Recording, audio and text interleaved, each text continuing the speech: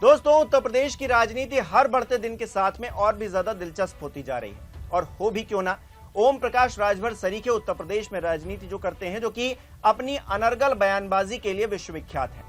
इसी बयानबाजी के चलते उनकी पार्टी पहले से ही हाशिए पर थी और अब वो भारतीय जनता पार्टी की भी लुटिया डुबो देना चाहते हैं। इस तरह की बयानबाजी उनकी एक बार फिर से सामने आई है, जिसने उत्तर प्रदेश की सियासत में भूचाल ला दिया है। क्या कुछ उन्होंने कहा है और भारतीय जनता पार्टी इससे कैसे सीधे तौर पर इफेक्टेड होती है, आपको बताऊंगा। नमस्कार, मेरा नाम हिमांशु मिश्रा है, आप देख रहे हैं 4PM न्यूज नेटवर्क। दोस्तों, उत्तर प्रदेश की राजनीति में ओम प्रकाश राजभर एक ऐसी शख्सियत हैं जो ना इधर के हैं ना उधर के हैं, वो सिर्फ कुर्सी के हैं। उनको जहां भी कुर्सी मिल जाएगी वो उसकी तरफ चले जाएंगे, यानी कि वो बिन पेंदी के लोटे हैं। वो इधर भी जा सकते हैं, वो उधर भी जा सकते हैं।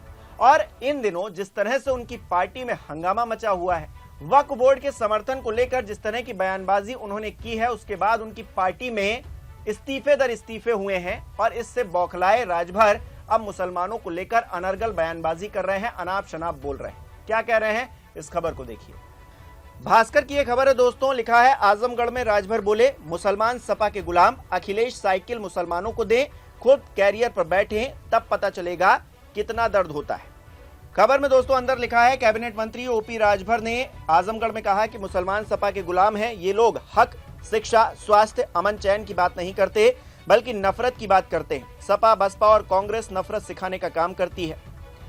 सुभाषपा अध्यक्ष ने कहा है कि 18% मुसलमान सपा को वोट देते हैं। अखिलेश यादव साइकिल चलाते हैं जबकि मुसलमान साइकिल के पीछे कैरियर पर बैठते हैं। इस बार 2027 के चुनाव में अगर आपकी सरकार बनती है तो साइकिल चलाने के लिए किसी मुसलमान को दे दीजिएगा आप, यानी कि अखिलेश यादव पीछे कैरियर पर बैठिए, तब पता चल जाएगा कि कितना दर्द होता है। दोस्तों, ओपी राजभर के बयान में कई सारी बातें हैं। सबसे पहले वो कह रहे हैं कि मुसलमान समाजवादी पार्टी का गुलाम है। तो दोस्तों, आप जानते ही हैं कि गुलाम हम 1947 से पहले हुआ करते थे अंग्रेजों के, लेकिन इस देश में डेमोक्रेसी है, इस देश में लोकतंत्र है जो कि हर किसी को बराबरी का हक देता है। जो भी व्यक्ति, वो किसी जाति, धर्म, मजहब किसी से भी आता हो, उसको ये चुनने का अधिकार है वो कि किस तरफ वो जाएगा, क्या कहेगा, क्या सुनेगा। ऐसे में राजभर साहब सरकार में एक मंत्री होने के नाते इतना गैर जिम्मेदाराना बयान दे रहे हैं और कह रहे हैं कि मुस्लिम समाज के लोग समाजवादी पार्टी के गुलाम हैं। अब ये किस तरह की मानसिकता है दोस्तों, ये आप समझ ही सकते हैं कि राजभर साहब कुर्सी के इस तरह से गुलाम हैं कि वो इधर जाते हैं तो उधर की बात करते हैं, उधर जाते हैं तो उधर की बात करते हैं, यानी कि बिन पेंदी का लोटा, जैसा कि मैंने आपको पहले बताया। सियासी तौर पर फायदा देखते हुए ये जो कुछ भी कहते हैं वो सिर्फ कुर्सी के लिए कहते हैं, इसके अलावा इनका कोई मकसद नहीं है। ये मुस्लिम समाज के लोगों को भड़काना चाहते हैं। इनको मुस्लिम वोट तो चाहिए, लेकिन मुसलमानों का साथ देने से ये कतराते हैं। वक्फ बोर्ड पर जिस तरह से इन्होंने समर्थन किया, जिस तरह की बयानबाजी की, इनकी ही पार्टी के तमाम लोग पार्टी छोड़कर चले गए और बड़े बड़े लोग चले गए दोस्तों।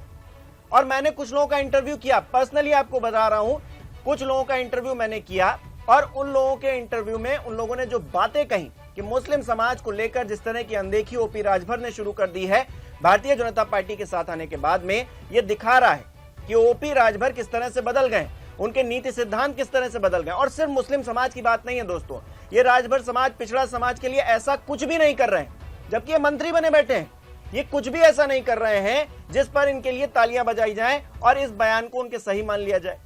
राजनीतिक तौर पर आपके मतभेद हो सकते हैं, लेकिन किसी समाज को आप गुलाम बताएंगे किसी का, तो क्या ये देश बर्दाश्त करेगा या फिर वो समाज बर्दाश्त करेगा?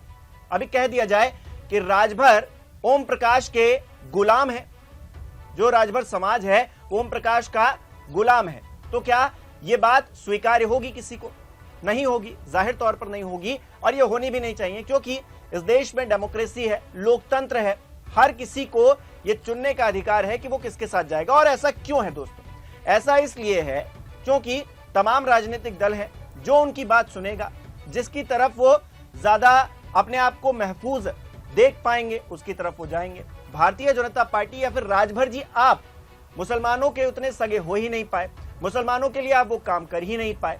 शिक्षा की बात कर रहे हैं, स्वास्थ्य की बात कर रहे हैं, क्या हाल उत्तर प्रदेश में हो रखा है? क्या आपने कभी सवाल उठाया? सत्ता में आप बने हुए हैं, आप मंत्री बने हुए हैं, क्या आपने कभी सवाल उठाया कि मुस्लिम समाज के लोग आगे क्यों नहीं आ पा रहे? आपकी तो सरकार है। दूसरी तरफ हम देख रहे हैं भारतीय जनता पार्टी, जो कि जिसके साथ ये गठबंधन में सरकार में मौजूद हैं, मंत्री बने बैठे हैं, उनके लोग क्या कर रहे हैं। प्रधानमंत्री नरेंद्र मोदी की बात लीजिए, ये खबर देखिए दोस्तों, लिखा है यूपी में मुस्लिमों को साथ लाने के लिए बीजेपी ने बनाया खास प्लान, योगी सरकार के मंत्री ने बताया प्लान। पीएम मोदी के 11 साल पूरे होने पर भारतीय जनता पार्टी एक खास कार्यक्रम की शुरुआत करने जा रही है। इस अभियान को पार्टी ने मुसलमान मोदी के साथ का नाम दिया है। दूसरी खबर देखिए, ऑपरेशन सिंदूर से मोदी के साथ मुसलमान तक, अल्पसंख्यकों से संवाद की तैयारी में भारतीय जनता पार्टी। तो राजभर साहब, भारतीय जनता पार्टी तो कह रही है मुस्लिम उनके साथ में है, लेकिन आप किसका गुलाम बता रहे हैं? समाजवादी पार्टी का। आखिरकार चक्कर क्या? आपके ही अंदर समन्वय की कमी है क्या? क्योंकि प्रधानमंत्री नरेंद्र मोदी तो सबका साथ सबका विकास की बात करते हैं, लेकिन आप क्या बात कर रहे हैं कि एक कम्युनिटी, पूरी की पूरी कम्युनिटी जो कि अखिलेश यादव को वोट करती है, जैसा कि आप दावा कर रहे हैं, तो क्या वो अखिलेश यादव की गुलाम हो गई? ये किस तरह की मानसिकता है? मानसिकता ही आपकी गुलामी वाली लग रही है, इसीलिए शायद आप ऐसे बयान दे रहे हैं। क्योंकि भारतीय जनता पार्टी भी, वैसे कहना नहीं चाहिए, आदमी का एक ही गला होता है, दो गले नहीं होने चाहिए। प्रधानमंत्री कुछ बात करते हैं और इनके नेता कुछ बात करते हैं। जिस तरह से रमेश बिधूड़ी ने संसद में खड़े होकर जिन बातों का जिक्र किया, जिस तरह के शब्दों का मुस्लिम समाज के लोगों के लिए किया, क्या वो सही करार दिया जा सकता है दोस्तों? और क्या ही कार्रवाई की भारतीय जनता पार्टी ने संसद में खड़े होकर। सोचिए, इस देश की सबसे बड़ी पंचायत पार्लियामेंट में खड़े होकर भारतीय जनता पार्टी का एक सांसद किस तरह से मुस्लिम समाज को संबोधित कर रहा था, इसके बाद कोई एक्शन नहीं लिया गया। हालांकि बाद में कहा गया कि उनको टिकट नहीं दिया गया, विधानसभा चुनाव में लड़वा लिया, हार गए। कुछ हुआ? भारतीय जनता पार्टी को एक सबक मिला कि नहीं मिला कि जनता के बारे में जो भी अनाप शनाप बोलेगा वो किसी भी समुदाय के लिए बोले, जनता जवाब देगी, और पलट के जवाब भी दिया।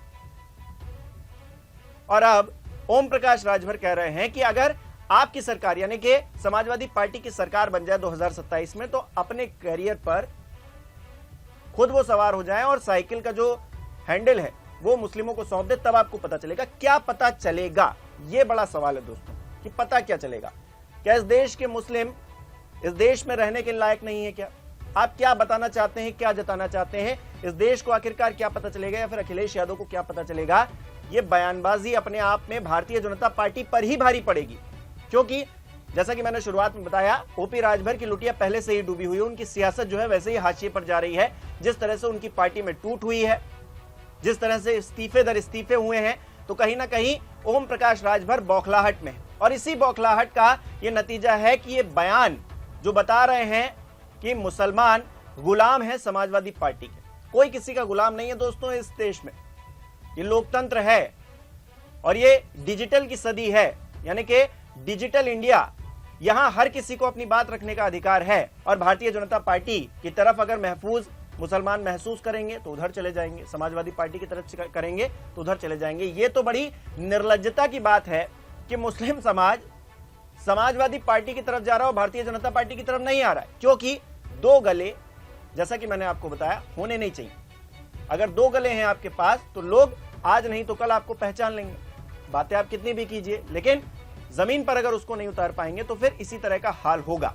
और ओम प्रकाश राजभर किसी के सगे तो है नहीं, उनकी पार्टी के अंदर ही जब बगावत हो गई, उन्हीं के नेता जो इतने सालों तक उनके साथ में रहे वही कह रहे हैं कि ओम प्रकाश राजभर पटरी से उतर गए हैं, तो फिर इनकी बात को कितनी अहमियत दी जाए। उत्तर प्रदेश में उनको लेकर क्या ही लोगों के मन में है, क्या ही बताया जाए, क्योंकि पिछले कुछ दिनों से जो रिपोर्ट्स आई हैं वो लगातार उनके खिलाफ आई हैं। और बौखलाहट में दिया गया ये बयान अब भारतीय जनता पार्टी पर ही भारी पड़ सकता है आने वाले समय में, ये नजर आ रहा है। आप इस पूरे विषय को किस तरह से देख रहे हैं?